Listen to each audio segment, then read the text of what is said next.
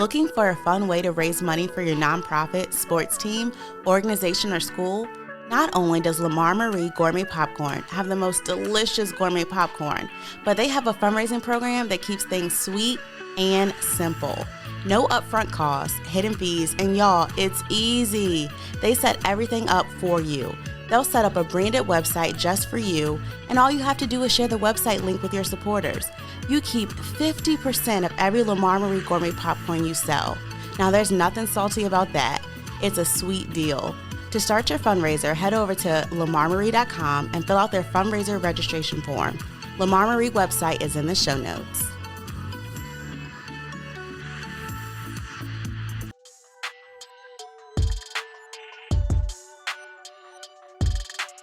What's going on, everybody? This is the Ground Up Podcast. I'm your host, Aaron, and this is Keisha Rock. This is episode 43. Today, we're bringing you social entrepreneur Korinn Y Carter. Korinn is the owner of St. Luke Legacy Center, community-based service centers focused on seeing and meeting the needs of the community while dedicated to creating legacy. Welcome, Korinn. Hey, girl. Hey, girl.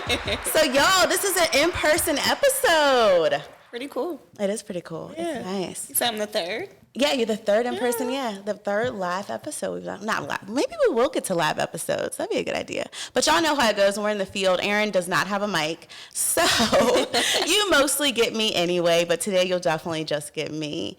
So I gave a very brief but beautiful introduction of you, Korinn. Tell us a little more background, where you're from, and how did your upbringing impact where you are today? Okay. So, hey, everybody. Thank you for inviting me. I appreciate it. Miss Keisha was at our Balance Your Crown event during Legacy Week. Amazing so that was event. A great week, being able to promote the Legacy Center. But I started in my entrepreneur journey, if we're going back to upbringing wise, I was making MySpace skins and Bebo skins. Shut up.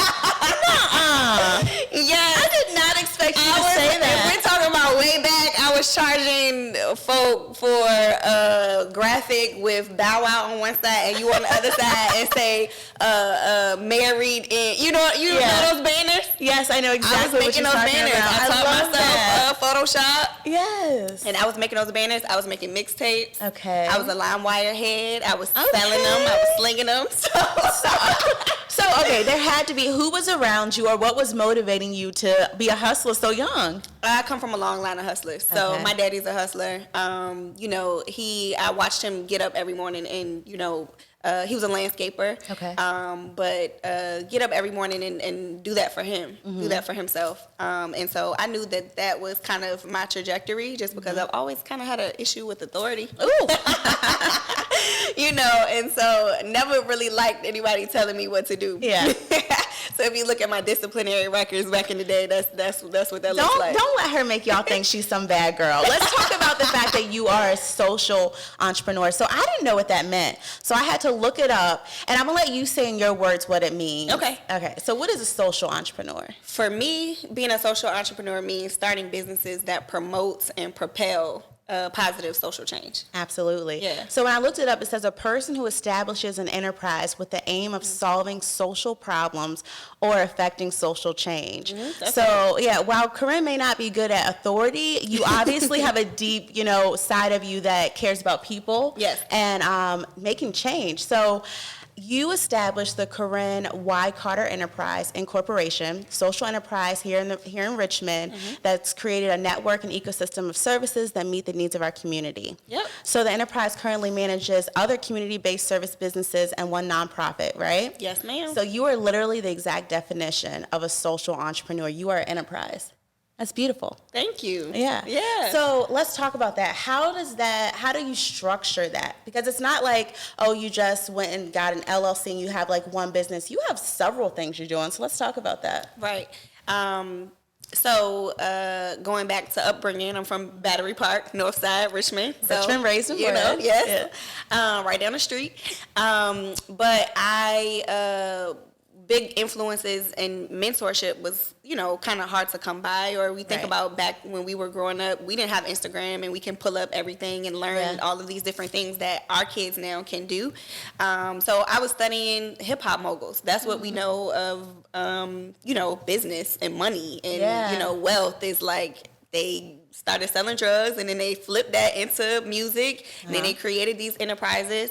So I literally studied Jay-Z and Diddy, and you know they have their enterprise and really started to unpack what that looks like. So like I'm looking at Aaron, y'all, because he's probably like, damn, this is the one I don't have, you know, a mic for. So you can't talk, you can't engage. I'm sorry. He's probably loving everything she's saying. This is amazing. You literally learn from the culture. Yeah, no, 100%.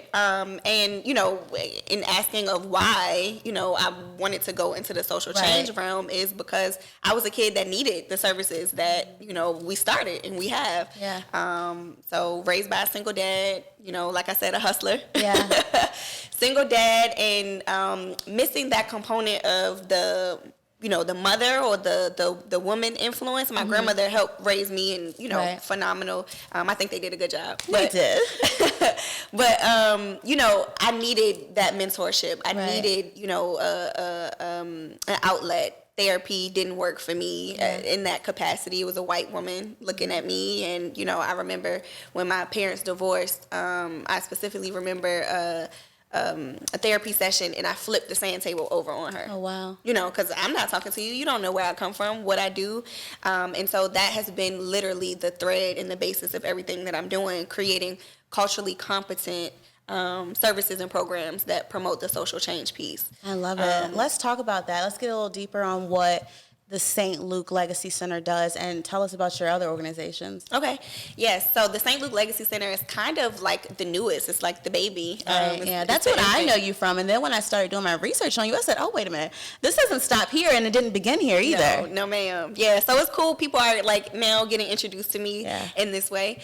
But my first business was Somebody's to Somebody's mentoring services.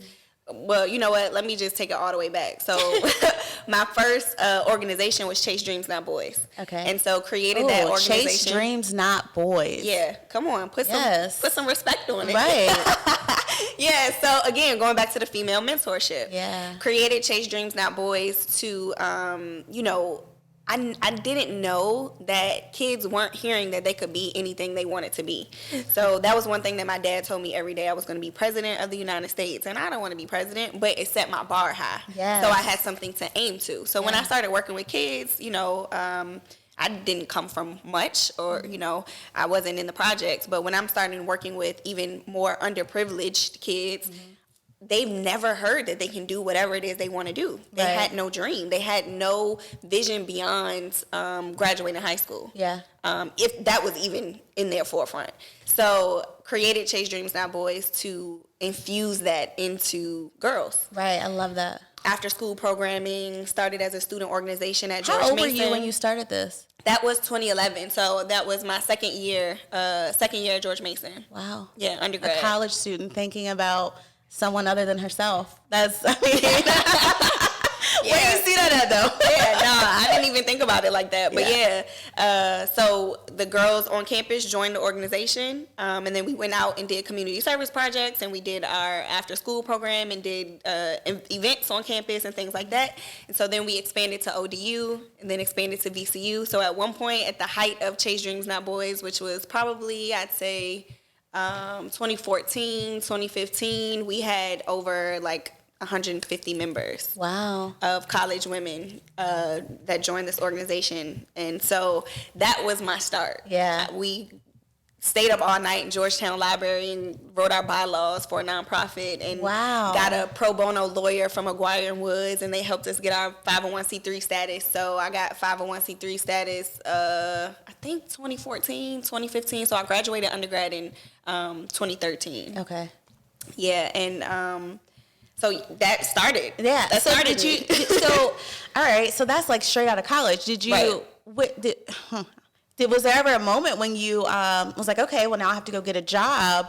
Or was it just like, okay, well, I did that. Now I can just keep creating these business. Like, how does that? No, I never thought about a job ever. Wow. So Chase Dreams Not Boys was it for me. And there's pros and cons to that. So that propelled me, but it also held me back. So I knew, and from the time I was a kid, I was telling you I'm going to be a millionaire by the time I'm 25, right? So I thought Chase Dreams Not Boys was my $1 million ticket. Gotcha. I had a dream back in my dorm room before starting Chase Dreams Not Boys, and I saw all of this already. So I saw the community centers. I saw the wraparound service. I saw being able to provide these provide support to families and a whole family, not just a kid, not just an adult, but the entire family. Right. I saw residential, I saw community centers, programming, just widespread. And I literally had this vision. And that vision is what has kept me still today, 2021, 10 years later, of I've already seen it, so it's got to happen. God wouldn't show me a lie. Right. And so how did you go, all right, with that vision in mind, I mean, I can look and see that you've manifested it all, but... I'm not close. I mean, I'm back. We're not going to cut you short. Let's talk about what you have created since then. Yes. Let's talk about that. Okay, so graduated undergrad psychology degree. And did a quick stint, University of Maryland, College Park. I wanted to be a marriage and family therapist, a sex therapist. Oh, so I was in school for couple and family therapy. All I could think about was Chase Dreams Not Boys. So I dropped out, came back home to Richmond, and started working with my cousin, who was the business end of a mental health business out here, community-based mental health. He's like, you've got the actual credentials. I'm doing the back end stuff. We could really, do something. Right. And so that kind of started my journey. I didn't even know community-based services existed at all. Gotcha. Okay. Started providing services to the kids in that capacity, and I kind of just worked my way up. And a couple of months from me being a QMHP, which is a qualified mental health professional, a counselor in the school in Hopewell. I worked my way up to program manager, then I'm program director, and then my cousin moves to Houston in 2016, and I'm now that nigga.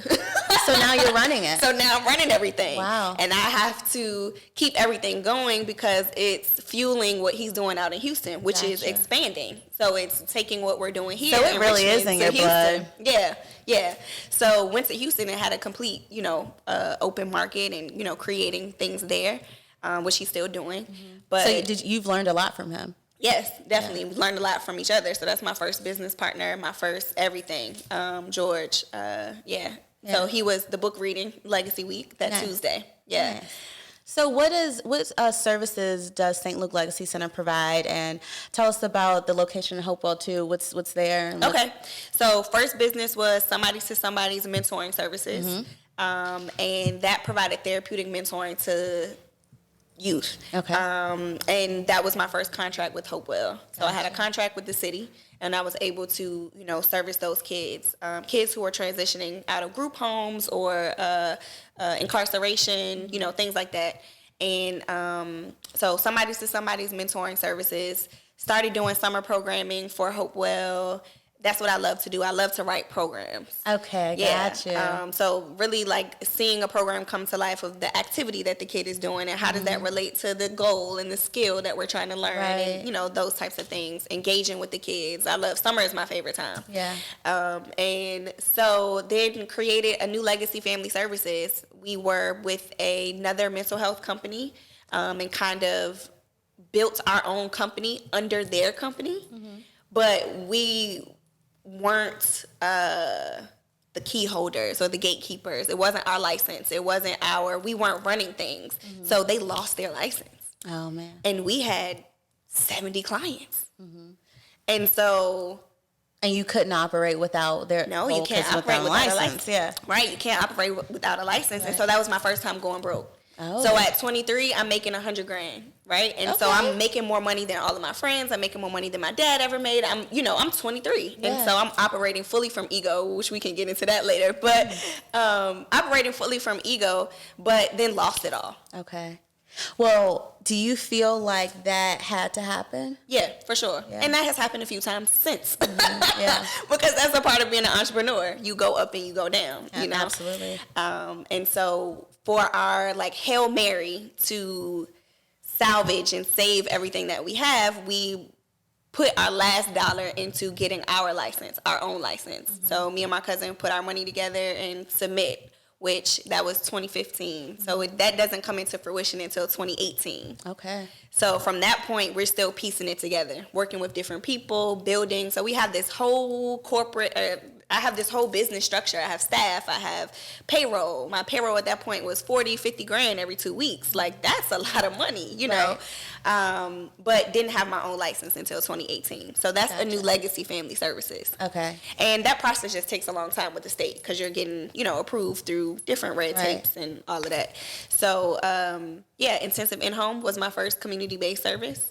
That is, these services are funded through Medicaid. Mm-hmm. So they pay us to service kids, now adults. And so I've kind of just been adding services on top of each other since then. Were there any moments during this where you hit like brick walls and you didn't, necessarily know what to do was the next step? Like, how did you figure out the process? Yeah, girl. Survival. Yeah. I literally just told somebody that yesterday. I have been in survival mode for as long as I can remember. Mm-hmm. Been in fight or flight because there's always something that can happen. There's always something that's going on. At one point I have got my salon running. You got a washable goes down, a flat tire in one of the 15 passenger vans with the kids. You got, now we in COVID, somebody got contracted. It's every day it's something happening. So you have got to be resilient. You got to be able to pivot. You got to be able to adapt. And you got to be able to do that with working with people in general, especially kids. Yeah. Yeah. So love it. Definitely have hit so many walls. Yeah. There's a new business in town. Golden Touch Mobile Detailing. If you're in the Richmond, Virginia area and tired of riding dirty, or you appreciate a deep clean, book an appointment with Golden Touch Mobile Detailing. It's not your average car wash. Full interior and exterior cleaning, and Golden Touch Mobile Detailing comes to you. It's the attention to detail to make you a returning customer. Follow the Instagram at Golden Touch RVA and book your appointment. I guarantee you'll be riding clean. Do you want to talk about the Glow Shop? I know it recently, do you put it on the back burner or? Yeah, so we moved into the Legacy Center July 2020. I'm just showing you guys and want to point out that you truly are a serial entrepreneur. Multiple things. Multiple things. Let's talk about that too. Is that strategic? Is that for multiple streams of income, or do just so many ideas come to you? Yeah, it's definitely multiple streams of income for sure. With mental and behavioral health, that's funded through Medicaid, right? So you've got that income source. Medicaid is up and down. They may not, in COVID, they shut down. Yeah. I'm not paying for any group services. So you've got to have another source of income. Right. So then now pivoting somebody mentoring services into somebody's youth care. Mm-hmm. Now that's child care. So now I can reach more children, not just children with a diagnosis. Now I can accept self-pay. Now parents can pay for us to, service their child. And is this all under your enterprise? Yep. So Korinn Y Carter Enterprises being that parent corporation, going back to that structure of Diddy and, Sean Combs. I'm like, he's got Deleon, he's got the clothes, he's got all of these things are under this parent corporation, and that's what I base my structure off of. Yeah. My goal being to service an entire family unit from birth until death. So I want everything from birthing centers, being able to provide our women with prenatal care, home births. My best friend is a doula. We had our last 2 kids in the house, in the water birth. Black people don't know that, or Black women, we don't know that that's accessible. Right. And Medicaid would pay for it. Mm-hmm. We don't know. So all the way from a birthing center, all the way to a funeral home. Never seen a funeral home that's based in therapeutics, based in trauma-informed care. We are losing babies. We right here in Gilpin Court. These kids are getting killed every day in Richmond. You are just concerned about the dollar amount to put them in the ground. What about that mom? That mom is traumatized. What about those kids that kid left? Right. So I want to be able to service that entire family unit with the program, service, resource, something so that we can provide for us, by us. It's created by Black people, created by people who understand where you're coming from and what you need, because we need it too. And so, you're going to have multiple businesses for that. Girl, you have a lot of hats, but they are hats that are going to serve many, many heads. That was a really bad analogy. But what I'm saying is, like, everything that you're working towards and that you've created is so impactful on the community. It really is. Thank you. Yeah, and I'm just in awe of you. But I want to talk about just, what you've experienced as far as any transitions you've made, mentally, and I know with the Glow Shop that was something you recently like packed up and you're moving on from that. So let's just talk about that. What got you into opening it? What was it? And then how did you feel about transitioning out of it? Okay. So we were in my grandfather's building, 206 East Clay Street. We moved into there 2016. And so the back end office, Suite B, was our office, A New Legacy, S2S, administrative. And then there's a storefront. So Suite A, it was, again, my grandfather's building. He was the first Black optometrist in the city of Richmond. Wow. And the second in the state of Virginia. So in her blood again. So this is my mother's father, and so the storefront was where he created frames and the lenses. Nice. And you thinking about back then, white optometrists weren't seeing Black people, or it'll be like, I see you guys on Tuesdays and Thursdays between this time and this time. Yes. Come through the back door. So until that time, we didn't have anywhere to go. So he's creating frames and lenses and everything in that front office, but then his back office was where all the exams and things were going. So that storefront became my salon, and it was previously a salon, and so I just kind of, expanded it kind of and upgraded it. Yeah, made it pretty. Yes, and so my whole goal was to be able to build up beauty professionals as businesses, because you have so many talented beauty professionals. Absolutely. You making $1,000 a lace front, sis, but you never file taxes. But you can't go buy a house. Yeah. But you can't, and you don't know how to navigate these things. Right. So I don't do hair. I'm not in beauty. Let me help you build yourself as a business, brand yourself as a business, so that at 50 or 60, you're not doing press and curls like our aunties doing. Yes. Because, they still out here, right? Trying to use just for me purse, So let me help you. Right. So that was the whole intent behind it, and it worked. It worked. It was amazing. It was really, I think, I've never seen a salon branded in the way that it was branded. I'm really big on that, and really pushing up the Glow Pros. So the Glow Pros are beauty professionals. I think that each of the girls that had their residency in a Glow Shop would say that their books increased, that they learned some stuff, that they, and it was really like a one-stop shop. We had nail tech, makeup artists, lash tech, stylists, braiders, all of the above. And that space also doubled as event rentals. We had baby showers, birthday parties. And so you're also, with your current spaces, so you have 3 locations, you're also doing event spaces. Yep. Another form of income.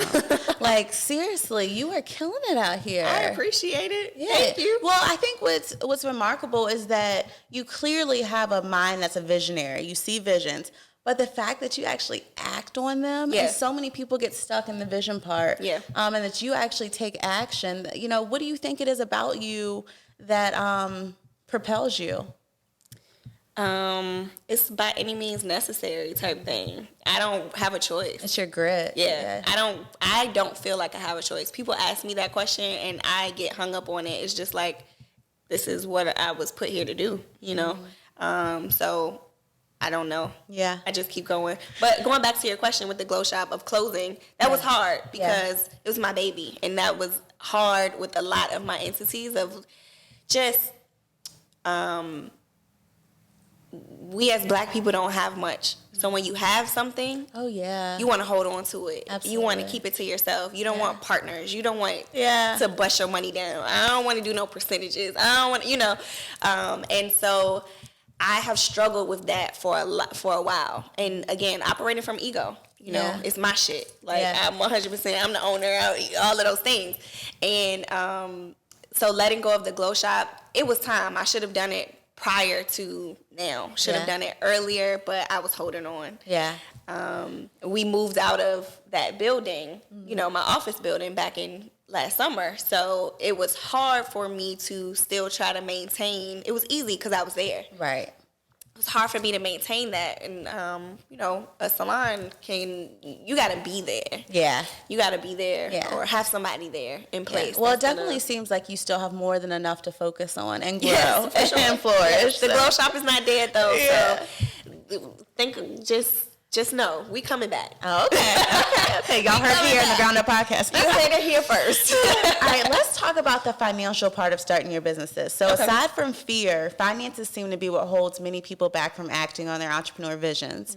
So was that something you were ever concerned with when it came to like your starting any of the organizations or businesses? Yeah, I mean, definitely now, and being in the pandemic and trying to expand or grow or any of those things, capital is huge. Yeah. Capital is hard to access for anyone, especially startup.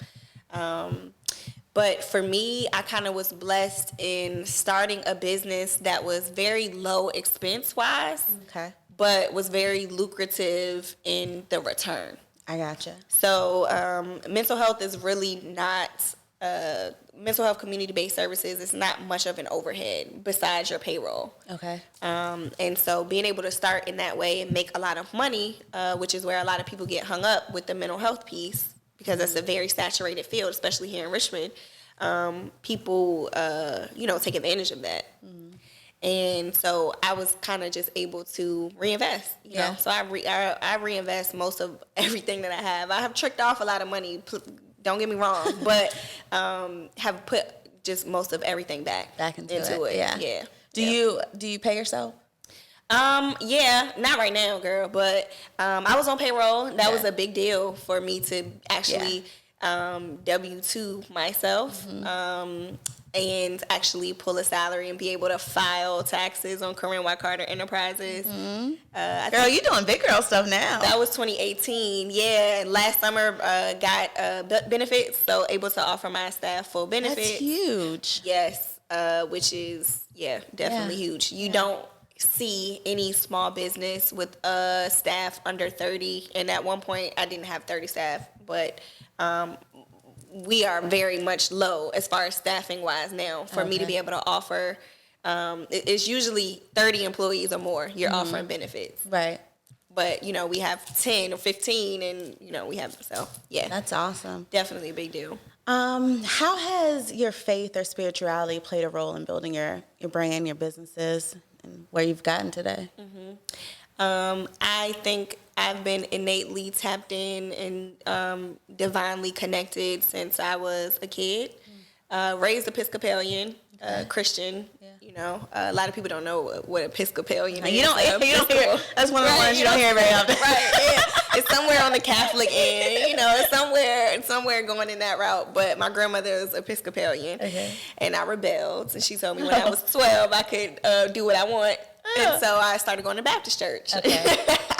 But I have now in my adulthood connected with other tools and spiritual practices and rituals and things that feel more authentic to me and genuine to me. So I'm into crystals, Reiki, energy healing, energy work, medium. I speak to a medium. My mother actually passed September 2019. And so being able to connect with her from the other side is just, it has changed my life. So a lot of, what I'm doing now, you see I'm always crystal down. I got crystals everywhere in all of my buildings. I'm really big on energy. Really big on energy. Yeah. I feel that from you too. Yeah, you give off great energy. Well, thank you. Yeah. What has been the most challenging thing about being an entrepreneur, and then what do you find to be the most rewarding? Most challenging, I say really being the end all be all for everything. Having to be on call, and we kind of talked about this before the podcast, but I'm in a space now where I'm trying to elevate beyond that. I really want to be a CEO. know, everybody has CEO in their bio, and I'm a CEO of this and blah blah blah. But really, you got to be there, like you know. Yeah, but no, being a CEO is really being able to be the visionary. Right. It's really being able to. Yeah, but I'm saying if you have to be there working in the business, you know, you can't be the CEO. No, you're an owner operator. Right. Yeah. I'm tired of operating. Yeah. I'm tired of operating. So let me ask you this, Korinn. What is it going to take for you to make that transition? What do you have to put in place? So I have to put in systems and automations. That's one big thing. That's where a lot of my resources and energy is going to now. Automating as much as I can. Also mentorship. So again, operating from ego. Never have asked for help. You know, it's just been me and George figuring it out, really. And so now in the pandemic, everybody had to ask for help. Right.